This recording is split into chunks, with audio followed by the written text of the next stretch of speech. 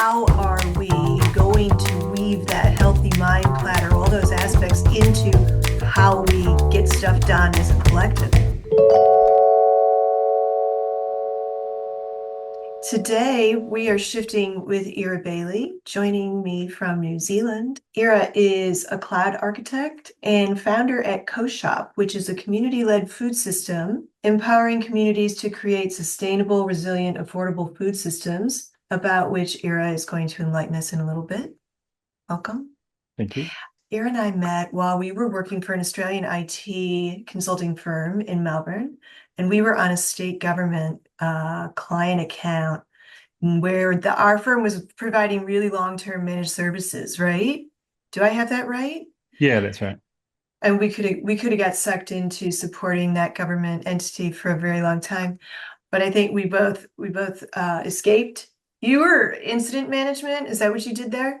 Bit of Performance management? the release, delivery, port management, I whole bunch remember of if there was a problem, you were the one who had the data behind it. So, and that's actually kind of what caught my eye recently and why Ira and I are talking again, that your LinkedIn updates about the CrowdStrike thing the other week were great to hear because, I was privately mildly amused about the fact that a security packet update for a security system is what brought down a quarter of the globe's transactions for a period of time. Did you find that amusing? Yeah, a bit amusing, but also a little bit on the terrifying side. It could have got a lot worse, It was very kind of lucky that they caught it and it wasn't so huge. But if it was like, say, for example, a Microsoft update that did that, that would be like very bad. So bad. So bad. So like monopolies are not good. All right. Yeah. A Hmm. little bit more going on in the market to protect ourselves, right? We need it's sort of like diversified investments, the same sort of thing. But and it also reminded me of Y2K. Everyone makes fun of Y2K. However, that one thing was a big deal. And how many other things like CrowdStrike are sitting around waiting for some attention. Yeah, yeah, Um, definitely a problem. well, it's, if you didn't have insomnia, maybe we just help you have it. So thanks for coming. And so as you know, Ira, shifting, we explore all things transformational and change. And I was thinking that few things trigger change quite like committed activism. And I don't know, you and maybe whoever's listening might remember Julia Butterfly Hill, which is such an ideal name to have been given. She ended up living for 730 plus days in a California redwood tree to protect it from logging. And she was all over the news. Do you remember that? Yeah, I do. Yeah. Yeah, and I mean, is it also true, Ira, that you once upon a time were something of an activist? And maybe even did you know Julia? Because weren't you trying to save trees and stuff? Yeah, so I personally didn't know Julia, but in New Zealand here, we did have a movement called Native Forest Action because What was it called? Native Forest Action. Native Forest Action. Right Yeah, on. Okay. and basically the aim of that campaign was to stop the government from logging native forest in New Zealand, and that was a campaign that went on for probably on and off for like 20 years. That's a long So a time. And long time. yeah, Yeah. when were you involved? The late 90s, early 2000s. Yeah, Okay. but we did have some like tree sits similar. Someone I think was up a tree for the exact number of months, but a long time until someone actually came and just chopped the tree down while they were in it. So it Well, was were those people injured? no, they managed to like quickly get out of there, but it was They're like, pretty hairy. Yeah. here we come. They've got the saw at the base of the tree, and then that's when the people decided to scramble down. Yeah. That's insane. All Yeah. right. And so what did you do? Were you one of those people that was scrambling I down the wasn't tree? exactly there on that day on the site, but I was there for other particular actions. Like they had a logging helicopter, and I was like hiding in some trees, filming other people who were logging on, and kind of organizing some just logistics and things, and a bit of the planning around how some of those things might work. Yeah, And so what was the success factor of this 20-year effort? We got a law put in that is making it basically there is no logging anymore in New Zealand of native forest on government property. There are a few small, but only tiny remnants left, which are on some private property, and they're still slowly being like selectively logged for particular trees, but it's a lot more kind of, I guess, manageable and not exactly as bad as it was with the current or the government at the time. Well, and then I wonder, was there something written into to that law that so they can't sell the land to a private enterprise and then start logging on it conveniently thereafter? I mean, they could, but they'd have to redo the law and make changes to the law. So part of the Right. how that law got in was because of just basically public pressure and some very several people managed to make basically the incoming government have that as one of their kind of like 10 points that they were going to stop native forest logging, and then they came and delivered on that, which is pretty good. That is really good. I'm so pleased to hear because I think what I'm hearing around in my conversations with friends and families, I think people are getting a little disheartened about whether the people do any longer have a voice or can be effective. And while that was a little while ago, it's a nice story. And and I think I'm going to ask you a question that's going to balance that right on out and ask you about, about the next effort that you made. I mean, so you had an early success, which probably fueled your fire, right? You were Yeah, like, definitely did. yes, Yeah. very freedom. Right. Right. Yeah, I was like, oh, this we can actually make change, which is after a few years of literally not getting anywhere, having a success is it's quite weird in some ways. Yeah. Tell me Um, more about that. Tell me where, what so have you tried and what's been surprising about the brick wall? one, if in the current way that kind of activism has been done, or political activism is very much a political process in some ways. You've got to make relationships with MPs and politicians and kind of do this whole how do we kind of shift the narrative in the public's eye around particular things, and you have to kind of do a lot of thinking around changing how people vote basically on one day every 3 years or something here in New Zealand. So it can be very, very slow progress, particularly if you don't have any allies in any of the kind of parties. Yeah. That makes sense. That makes perfect sense coming from a change management perspective. It is all about the relationships that we build inside of an organization in order Mm. to enact change, as well as the backing. But in the government, in the politics, then you also have the added nuance of government changing all the time. So you Yeah, spends totally. time with this one person, you and Jane, you're on the same path. It took you months to get there. You're forging ahead. All of a sudden, Jane is replaced by Sally. And then you got to start all over, right? Yeah, absolutely. Yeah. So the interesting S- thing though with these kind of broader, what they call like grassroots activist campaigns, are that I guess you're not kind of going and lobbying for a particular company or something. You're doing that for, I guess, a wider set of people, and that's your kind of like what's called like your power base, that your ability to kind of and that can kind of fluctuate and change, but that kind of doesn't change if a politician changes. Like people are still can get up in arms and still doing things, right? Yes, I think New Zealand operates like Australia in that you are representing a party. It's not as aligned to the individual personality as it is in the US. Yeah, very different. We have a bit of a mixed with MMP. So half the MPs come from a particular place, and the other half are from parties. But then these weird algorithms that kind of work out the balance. Yeah. Oh, well, that's a rabbit hole that I wasn't planning on. So maybe we'll talk. I'm always interested in the political structures of different places because it's how things get done. It's the process, to your point. Hmm. In order to get this done, I was picturing you got to fill in these forms as well as build the relationship and go through whatever process You and I have been in these client accounts trying to refine and streamline the process and make it Yeah. better. Yeah, so we know how painful it can be.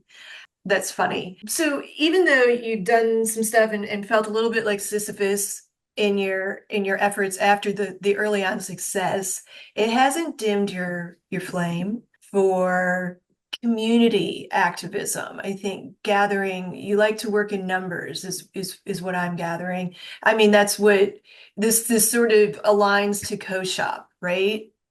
And so Yeah. tell So me more. Tell me about co-shop. I guess a little bit about, I guess, how I got to kind of what I'm doing with CoShop is Yeah. we've got a lot of options kind of to make change in the world, and some of the ones that we kind of get commonly presented to, they commonly get presented to us are like make a kind of ethical choice about buying a bamboo toothbrush or riding a bicycle, and those are all very kind of individual choices. Hmm. Then part of kind of what activism is a bit about is kind of you're joining a collective of people who are trying to make change. So it's kind of like, I guess, stepping up a little bit. So you're trying to, as a group, make kind of broader changes.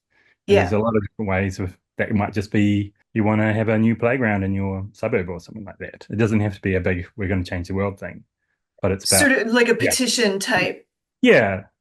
Okay. Like want the library open on the weekends or, I do. Yeah. Yeah. So I guess my idea with Co-shop One is about taking these, I guess, the power of community and particularly harnessing a bit of that purchasing power that they have to direct some of the buying purchasing power into, I guess, better things. That can be like regenerative agriculture. It could be more sustainable product manufacturers. It could be supporting people who pay a living wage. It can be basically a whole range of things, kind of trying to figure out exactly what that is at the moment. But yeah, Are you flying the plane while you're building it, Ira? Are you doing that? uh, yes, well, but we're falling out of the plane that didn't exist at the moment. So trying to scrounge Wow. around for what do I have that I'm wearing that I can use as a parachute, basically. Okay, we'll just move away from that one right now. Yeah, Oh yeah. Okay, so I was thinking that Code Shop was the communities getting together and buying direct from growers. Is that what you're doing? yeah. That's the core part right at the moment. Mm-hmm. But I guess the broader appeal of that is the what we're what I'm trying to do is be able to kind of enable that buying directly from farmers for food as Yes, the core thing. But then I guess that approach can be applied to anything that the community is buying. that's true. And do you have a New York Times subscription by any chance? Do you get behind the wall there? No, I don't. Oh, yeah, I neither used do I, to actually, but no. unfortunately. But today they published, and that's the 14th of August, they wrote an article about how the food buying is changing. And I wanted to read it, but they kept putting these walls in my way. So you might be interested in finding out what that says later on. And the other thing is you said you could do it with other things. I think when you and I were talking a little while ago, you said something about this idea of a co-op. It sounds like a co-op from the 70s to me, a little bit, right? Isn't it? Yeah, definitely. It's basically the same concept. Though uh, technically you could, it can be, there's a few different types of co-ops. And I did have an argument with someone a few days ago about exactly what a co-op was, and they're like, no, Oh, that's funny. That's really because funny. Well, yes, because what? because usually, and for their point of view was like if you're a co-op, everyone's kind of, I guess the participants are workers in the co-op, and these food co-ops are the ones that the model is kind of supporting are ones that there's just a few core volunteers and they do some of the packing of the food, and 95% people just buying the food and then walking away. Right. Yes. So it isn't like the 70s when everyone was in the dirt and doing No, things together. No. So it's a step beyond.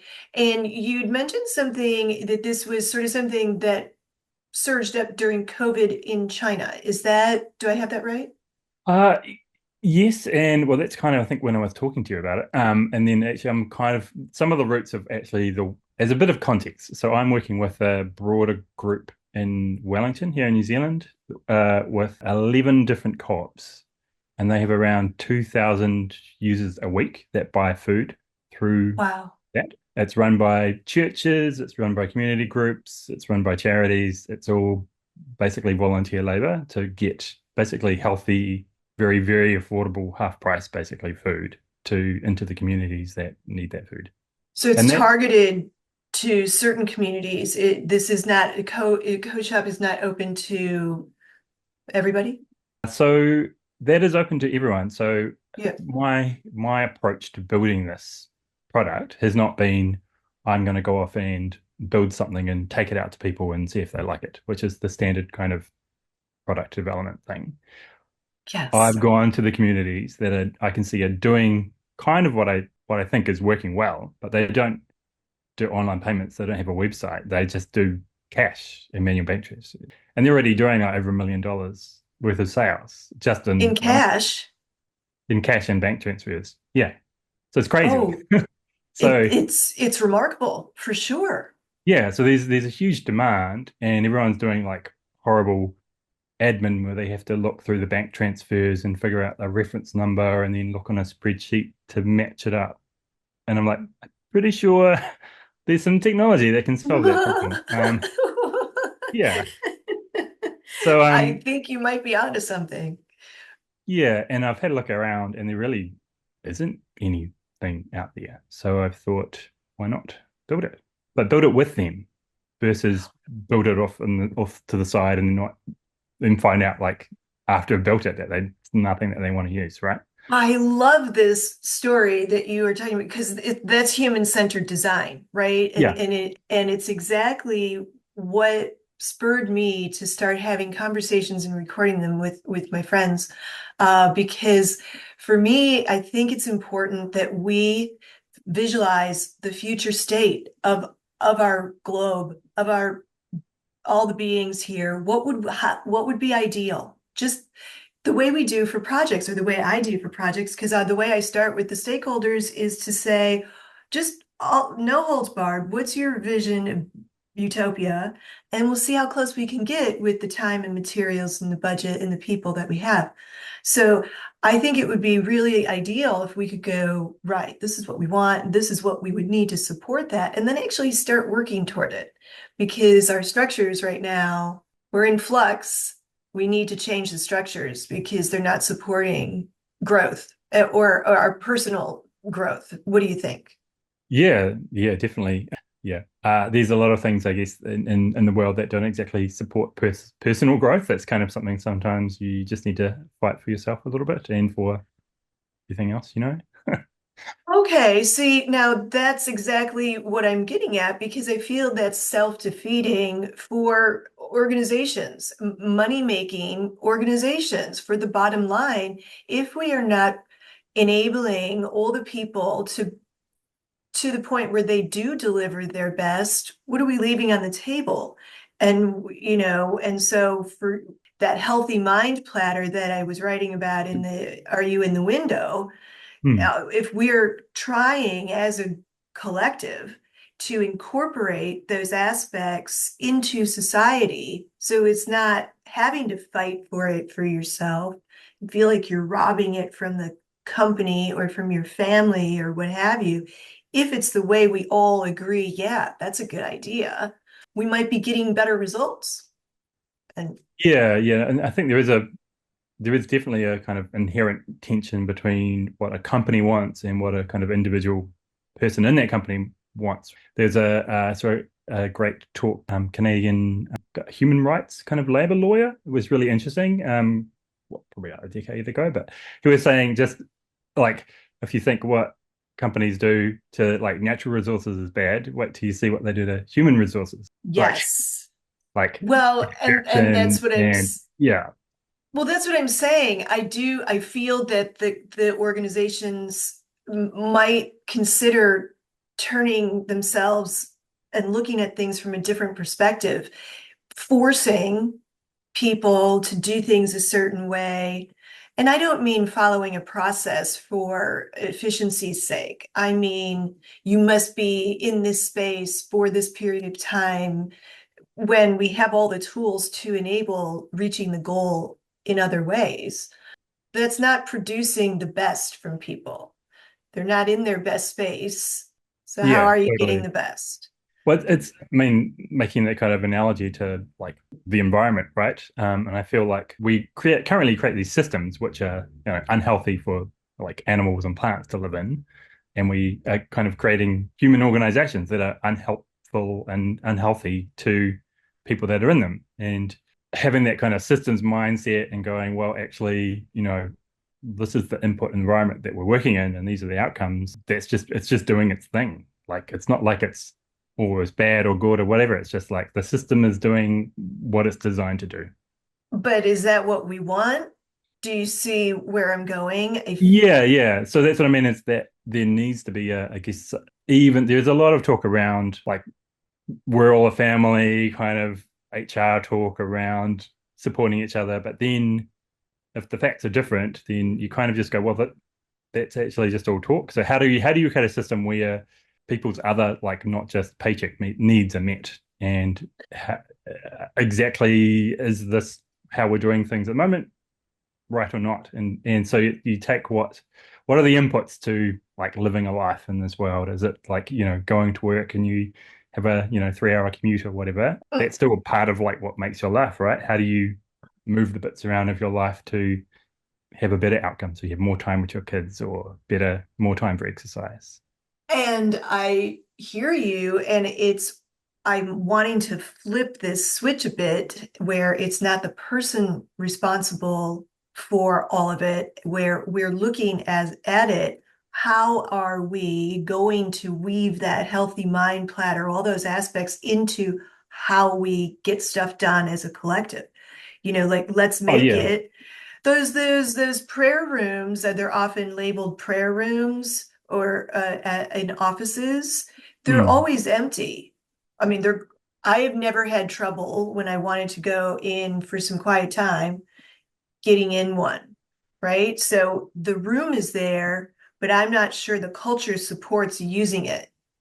Yeah, definitely true for some people. I have seen some being quite well used, which is good. It Some places is. obviously had a good culture. But yeah, I feel like in some ways as well, like even to go with like a bit of I guess radical philosophy of like how far back can we go to like where is the start point of creating the system we're living in? Like a few these like concepts around do why are we even going to work? Like Well, like Well, I was starting to write an article and I'm going to ruin it now because I won't have to publish it because I'm talking about it. But I was looking at 2001 Space Odyssey, the Jetsons, the Lost in Space. I don't know if you ever saw Lost in Space. It was yeah, this yeah. family that was, lost in space. But what I noticed, and I've written a number of details that I don't have at my fingertips, so oh well. But a couple things, like in the Jetsons, the reason everything was up on those pikes is because of the pollution on the earth. Oh And wow, okay. the maid who had a female name, was a robot, but had a female name. So we still had these gendered roles assigned, right? And she would raise or lower the apartment according to the smog forecast. So they knew this is in the 60s, right? 1960s. And they knew that pollution was a problem. And they're like, well, we'll just build everything up higher and Problem that'll solved, be right? good. Yeah.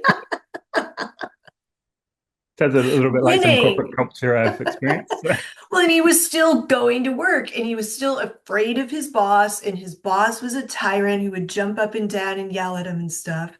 And I found all of that really interesting because it's more to your point, like it's not we're developing something, isn't this fun? And now go find a purpose for it, which I feel a little bit AI is we're doing that. We're finding places to plug this in, this technology that everyone's excited about. And there are great uses for it, but it's a bit shiny new thing and everybody's looking at it instead of what do we want and are we building to support that vision?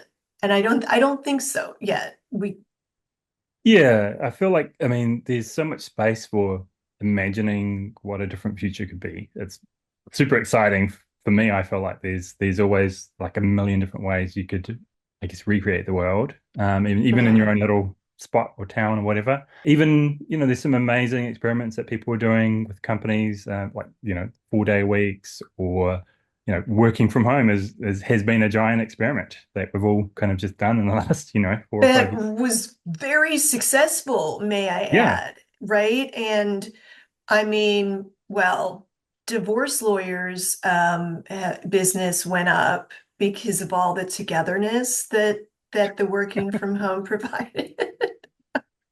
Yeah. So I don't know. I mean, examining our relationships. Maybe can I ask you this? And this is just in our conversation came to me. Do you feel that COVID has made relationship minding and building more prevalent and Relationships between, do you mean just interpersonal, like family relationships or? full stop, just a little bit, perhaps because mindfulness on the rise. And our relationships actually getting better because there was a bit of an explosion. Like I just said, people were too Yeah, close and they're yeah. like, shoot, I am not with the right person. Bruh. And is there a Yeah, shift I feel now? Are like, I you mean, there's some noticing? interesting, some of my friends' experiences. They were really met, particularly with face on, basically some of the like gender role expectations in family households when all of a sudden people were together in the same space, and it's like, What who's going to up? be snappy, right? Like, um, Whoever is closest. yeah, Okay. yeah. But for some people, their different kind of views of how they were in that relationship were, oh, okay, now I'm not away from the house having to deal with, I have to like we have to confront that. And yeah, that didn't work out so well for some people. But I feel like, yeah, there definitely was a lot of that, almost like an inward momentum that people had to kind of like, oh, there's a really big thing happening out in the world. There was a little bit of driven by, I guess, some fear and anxiety and kind of having to try and confront that. Hmm. Um, but yeah, I do know a lot of people who did take up meditation and yoga, and they're still doing that, right? Because it's a really good like method of managing stress, which everyone kind of like had a very large spike of stress there for a moment. I think COVID made us examine the source of our individual angst, right? That it had come to a bit of a head, pendulum theory-esque, we were just out of whack. And so this plague hits, everybody go inside and you examine yourself, and some people got plumpy and imbibed a lot of things, and other people decided, as to your point, I'm I'm gonna go inside and I'm gonna have that inward time and try and figure out, oh, hang on, Ira, I was so excited about having a tree hugger activist on my show, I forgot to play the game. Now, I think I told you about my game that I've been playing with friends for a couple years. What's your current first world problem? And I've not played with you before, but I like to ask my guests what their current first world problem, and it needs to be personal. It's in your life, your thing. What's affecting you, and at the same time, kind of makes you recognize that life isn't really that bad. Yeah, the first thing that comes to mind is my, I guess, computer usage and usage of technology is for my job. I have a well-paid kind of job that I can do, but it has to be on a computer. But it also might some of my other activities are also on the computer, like playing computer games and then actually communicating with people through the computer and trying to get away and just not be in front of a computer is quite hard, especially if I've got to have a phone, have kids, and then there's kind of I guess almost a negotiation. I have to like barriers I have to put up and manage around just using a device. Yeah, it's just can be very, yeah, quite hard sometimes. Yeah. It creates a barrier, but it's also a channel, so it's just a bit confusing. Yeah, it's like a double-edged sword in some ways. Yeah. Yeah, because I used to read a lot of books and now I'm like, oh, I'll just read on the internet or whatever. And then all of a sudden, like I haven't read a book in like a physical book for a long time. Really? You Yeah. know, I just, I, you're right. but I don't like staring at a screen all the time. And the books are heavy, especially say you're going on a trip and you want to bring a bunch of books, right? Yeah. It's easier to stare at a screen. But you see, listeners, both Ira and I are wearing glasses. They're remarkably similar, actually, that we both have the little dots. Sorry. But I've got a lens, that softens for the screen use Mm. on mine, and I'm sure you've got the same thing. What do we do about that? We're building up technology. It is supporting all of our everything. You can't buy a soda without your phone in your hand. It's push, push, push to have everything in your device. And it's been proven, the data show that it's not great for our brains. No, it's not. But I mean, I've got two boys and they're going Hmm. to school and they're learning how to use technology, which is if I had like Wikipedia when I went to school, I'd be like, oh, this is amazing, right? Or Yeah. internet, or even Chat GPT can I just ask it a question. Mostly it's right. uh, Well, Any other it's question? Cliff's Notes for today's student, is what it is. I don't know if you used Cliff's Notes, those Yeah, little, yeah, showing my age. That's fine. but those also then are like do like my son doesn't literally doesn't have any books. Like everything's online. Yeah, it's just a very different experience. These And I think not having to cart everything about is pretty cool, right? Yeah, Hurt carrying all those books all the time, and yeah, those were heavy. So good point. It is the wave. It's where we're going, and I mean, I use technology for my time in. I use guided meditations. I was talking to somebody yesterday. He says he uses guided meditations, yoga delivered online in my living room whenever it works for me. So, what do you think? Is technology, does it provide more friction than it's worth? I think it's very for some things at low friction, but there is, I guess, a kind of a cost that you don't that's not apparent, particularly around making those connections in community. And say, for example, I can do yoga in my lounge, right? So you don't go out into the world and meet people at the yoga class. Uh, Right. and a lot of things are like that. Like my son doesn't go to the library and go look at the books because he can just get it all online. Mm. And then people are playing games online. And it's very much some of those skills and interesting people that you bump into or whatever, it can be a bit of a downside that you're kind of not aware of when you kind of make these choices to take an online option versus an in-person option. Well, I remember a couple years ago, I was working at Avanade, and the innovation team were working on the metaverse, and they were showing this is how it can Mm. be. You're going to go with your avatar into the mall, and you're going to go and meet people. Now, I don't know what's going on with that. Is that a thing that people are doing? Where is this done? I, Where's that but cafe? yeah, there definitely was definitely a lot of hype out of Meta for that, but I personally haven't witnessed it being used anywhere other than a few people on the kind of cutting edge testing it out a few years ago. Um, Right. there might be some places that actually have gone full strap something to your face, um, you know, but kind of work from home options. But I haven't come across anything like that, so I don't think anyone. Right. I mean, because this is a theme that I'm noticing in my chats with people, that the lack of connectivity in our society. I mean, many years ago, you went to church because it was a social space, right? That was Hmm. also used for a dance on Friday night that everybody would go to, and you talked to each other. Or everybody got together and played, games. Yeah, so there were forced spaces for community. And your point, library open on the weekend, but you don't really talk to people at the library. I am concerned that the effect from COVID is this insular approach, create your bubble and you're happy in it. The technology aids the bubbleness.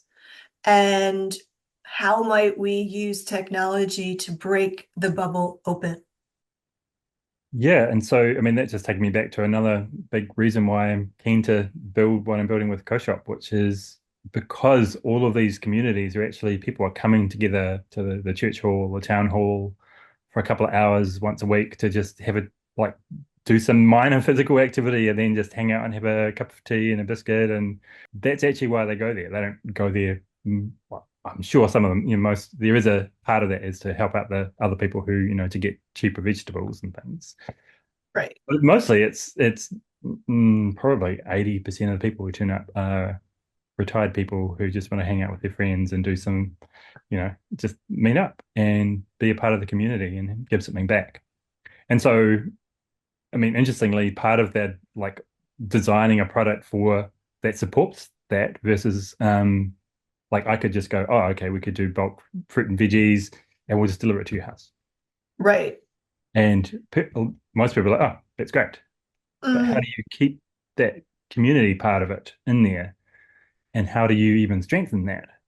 They give me some really interesting questions. I'm going to try and solve. that's right. And so that's why I wanted you to come here and talk about co-shop because I think it's the way that everybody's going. People are interested in I'm seeing the bubbles come up in different places that people really do want connectivity, and there's a surge in voice articulating that, being comfortable saying that they want this, and maybe almost everybody that I've had so far on the show has started their own business because they're weaving their healthy mind platter, they're balancing their lives on their own. They're taking it into their own hands.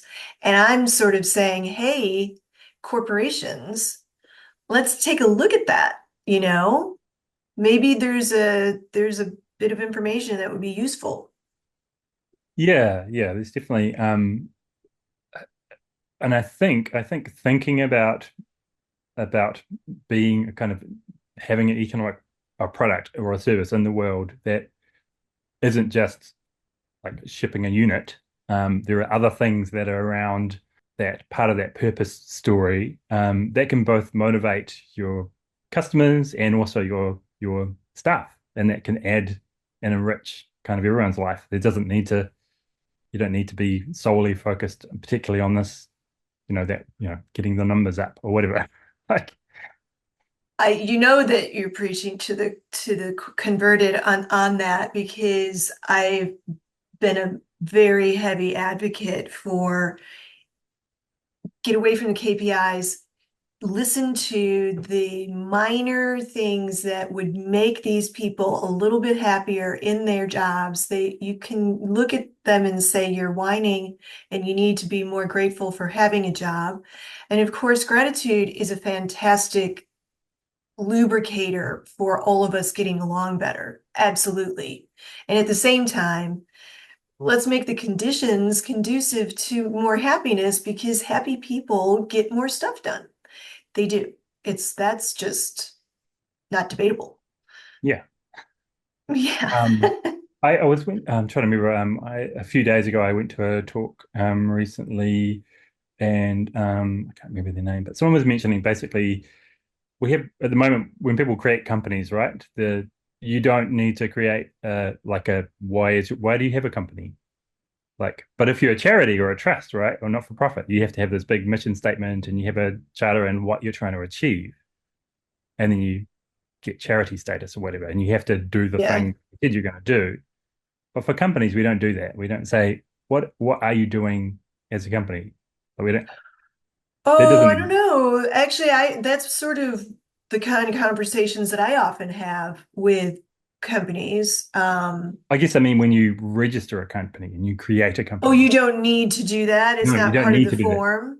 No, no. Oh, it's because you're getting a tax exempt thing, and so they need to see if you're towing the line with the charitable works. And so, yeah, I Why see don't we what do you're the same saying. thing around companies? Because we're giving them, I guess, a bit of a social license to be able to, I guess, have a vehicle for. creating profit and wealth creation. So The isn't there gate a match check somewhere? as at the banks for what you're saying. Because if you need a loan, they ask you what you're doing. Yeah, And yeah, but it's only from a financial perspective. yeah, I mean, some loans or grants, government grants, are focused on what value are you adding with this yeah, business, and you yeah, can get definitely. a, yeah, yeah. So there's a little bit, but I see your point. So I guess what I want to do is you started your own business. You've kind of gone off the grid a little bit, right? You're building this thing to enable more off-grid and community-based behaviors where you live. And is that the thing that's working to help you stay in your window of tolerance? I mean, what keeps your mind balanced and healthy? How are you doing that? Yeah, that definitely is helping my, I guess, the mental place that I'm in. I'm doing exactly what I want to be doing. And there has been some tension in the past around, going through the whole tech career, work for banks and big enterprises, and also that being slightly out of alignment with my previous kind of activist self. But I have a family and kids, and that has always been super important to me, of course. So Yes, having support for them here, yeah, always takes precedence. Yeah. absolutely. And you were saying something out of alignment, like if you're going to go and work for a bank.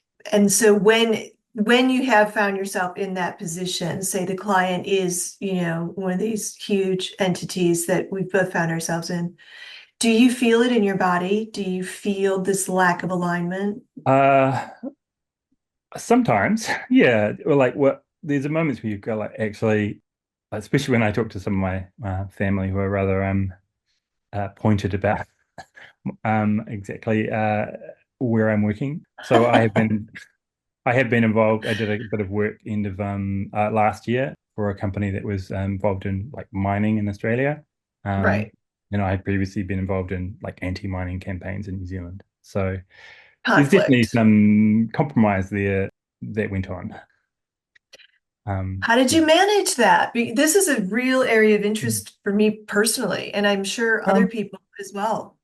so part of it is that one, I actually just learned a lot more about kind of how the industry works, which is really useful from a if I ever went back to being an activist. Like, oh, okay, this is what's going on. Education is key. Right on. Okay. Yeah, yeah, but also the in some ways like the way that we set it, like these most jobs are not exactly going to fit your exact perfect ethical profile. So That it's heartbreaking yeah, that we accept that as a reality. Hence my visualizing a different future kind of, but yeah, yeah, yeah. So I mean, previously when I was kind of an activist, I had we just worked part time in like a cafe and stuff. Like there was no trying to juggle kind of the work that takes, and a full time job was just not possible. So no, how do no, you just kind of got to do what you need to do, and so my doing what I needed to do was looking after my kids, and it was like I needed to kind of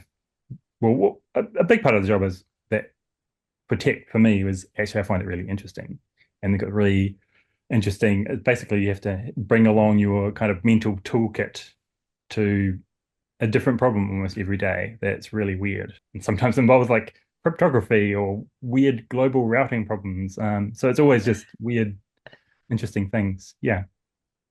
right on. Oh, we were talking about technology the other day, and we touched on friction, and then we were talking about how AI and specifically captology. You taught me that word, and I'm Yeah. so intrigued because in concept, it sounds like it could be really beneficial. Yeah. And it could be. So I guess a little bit of background about Yeah, how I kind of dug my snout into capitology. So being an activist, part of what you are trying to do basically is persuade people that they should do a particular thing or help you with something. welcome Um, to change management era. yeah, so Exactly. I Yeah. kind of dived quite a bit into persuasion psychology and what's the name, Richard Cialdini and a whole bunch of those kind of books, Mm, and then took a look into how that kind of actually implemented in technology maybe 15 years ago, which was by Professor BJ Fogg. I think it's at Berkeley. Could get it wrong. So, who has done a study or wrote a book called Captology around the use of technology for basically persuasive psychology to be able to kind of influence people's behavior. to Um, promote healthy activities, I thought was his sort of no, endeavor. it was almost even more philosophical, which I found really interesting. Like, say, for example, security cameras. Yes, Like, you think, oh, they're there to record what people are doing, but they're not there for actually to record it. They're actually there. Their main purpose is to let you know deterrence. that Yeah, you are being watched so that you will modify your behavior. yeah, And so that's why if you put half the cameras are not real cameras because that's their job, is they're actually doing their job. yes, to Yeah. deter. It's funny that so many people behave so much differently if someone's observing them. Yes. Yeah. And there's all these weird little things around how we as humans, as with psychology, modify our behavior based on particular environments. And part of what that captology was around technology was, if there's a whole like idea of gamification and like, you're 3 experience points away from getting the next level. So you'll keep playing for another 2 minutes. But when you get that, you have another thing that, kind of, yeah, Well, that's carrot holds you along. stick, like Yeah. old Um, school, really, right? Keep raising the bar. yeah. But the process in which happens with, when you add in technology and you can actually apply it at scale to hundreds of thousands or millions of users, and you Mm, can tweak every little like ding sound or the like how does the button work, and you can basically put that through a giant data pipeline and figure out which tweaks have what effects. Like Facebook is legendary for manipulating what people see in that timeline and how they behave and whether they post more and how much they look at advertising and do they click on the links. And then that becomes like a giant $1 million person industry, right? So because yes, it's effective. very. So it can help us. It could aid us if we Yeah, were yeah. There's definitely, altruistic. say for example, changing diets and behavior around exercise. There are a lot of apps where that can actually, that does benefit us. And so it's similar, like it's a neutral technology or a neutral approach to something, but because it may be combined with a whole bunch of other, I guess, competing interests about how people want to control people in the world to buy certain things or do certain things, then those can be misaligned basically from what an individual might want. Right. It's Pavlovian is what Yeah, we're yeah, talking definitely. about. Yeah. Habit building is the almost the strongest technique for reinforcing behavior. So, for example, making seeing a notification, or there's just lots of different techniques to make you kind of form a habit. And those sometimes Yeah. it's like a gambling, online gambling, basically. Well, that's right. It's a fine line between building a healthy habit and then making someone dependent on the prompt. Yeah, yeah. Yeah. Um, So integrity is key in our future. I think we've figured that out today, Ira. Thank you. What we're hoping for. And that does lead me a little bit to this social score that is a topic around, whether or not you're a decent person and mm, how that might impact your ability to have a decent life. That's just fraught with all kinds of, is it yeah. in place anywhere or is it just an urban myth? It's definitely in place in mainland China. Yeah. So tell So I me, used what do I you used to know work with about someone that real who, quick? yeah, I used to work with someone who helped design that. Yeah, which is very interesting. And Okay. they had a very uh, the data they had access to was like, oh, wow, it's like what data do you have access to? They had like everything, literally.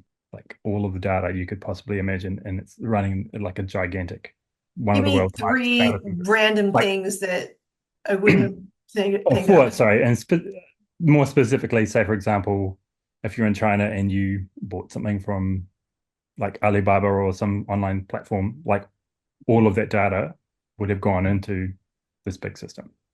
Like just from online e-commerce shops, anything, it all goes in. And then machine learning models and a whole bunch of other things kind of figure out like have you been good, yeah, naughty, or Right. yeah, Bias confirmation in the developers, that's I always go to the root cause when I hear a thing, or I try to get to the very foundation of what we're talking about. And it comes to humans every time. While technology is a great tool, what we're describing here, on the one hand, is very like breast implants. The man who developed them felt really bad about his wife losing her breasts to cancer and feeling her whole identity had changed, and he was trying to help her in huh, future. And you see what happened with that yeah, endeavor, right? So, and now it's a cause, right? Like there's that it's a contributor to having breast cancer because it's used not as intended. yeah, So that's the concern, right? So in this pursuit, and we're back to the top of the hour with CrowdStrike, it was our pursuit of protection and this social, what do they call it? It's not social currency, it's a social score. yeah, yeah, social, almost said social credit, but it's not really. It's kind of yeah, kind of a social score. It's like your citizenship score. Yeah, We used to get a citizenship grade in grade school, like how was your citizenship with the rest of the people? So that's yeah. interesting. But it could really get out of hand. This, Yeah, well, I mean, and particularly in China, it's like you can't use public transport if you have a bad enough thing. You can't get loans. You can't like literally you can't get on a train. It's but what is the point of creating this class that just then loiters and uh dies on the corner? it's so to me, my analysis is it's about essentially it's power and control and being able to limit and minimize the impact and power of a certain group of people that you don't like. And unless they behave in a particular way, and then that's fine. Well, you can forget about chaining yourself to trees in China, huh? Yeah, I mean, though saying that, they have some pretty interesting social movements in China that are very, very effective, that obviously are not well publicized. So there are actually like people go around regularly and like literally burn down to the ground like their local like mayor's office because everyone's annoyed. Like it's Oh, all right. That proves yeah. a point, doesn't it? Wow. Well, my gosh, we talked for an hour. I'm so impressed with us. I was fully engaged with you the entire time. I appreciate everything that you've come and shared with us. And I love CoShop. And I'm interested for when it goes live and whether you're going to get off outside of New Zealand and how much bigger this is going to go. So we'll figure that out very soon. But so we're doing a very, very small pilot in the next month or so. We're starting on August 29th as our first pickup day. And we're going to focus a little bit on getting statistics and data and impact data and try and figure out what kind of change we're bringing into that community about with basically access to good fresh food. How much money do you save in some ways? And then kind of create a little bit of a story around what would the impact look like if we kind of replicated this all throughout New Zealand or the world, Yeah, or yeah. And so because we have no funding, so so part of it is right. building a bit of a story. But the really interesting aspect around this is actually like the as a startup, like the annual like return rate ARR is revenue is the scope is pretty insane. Like it's crazy. So even like $1 million just from some tiny groups here in Wellington. So That's fantastic news. And so if somebody wanted to learn more, where would you send them? They I want to have know a more? coshop.nz. It's a very, very not fancy website, which is a very little bit of information on that. But yeah, we'll add a bit more details to that soon. And you're pretty active on LinkedIn. So, Ira Yeah, Bailey, thank you for talking about your life and how you're looking at the world and your new endeavors. yeah, It's it's been been a fun. pleasure. Thank you. Thank you.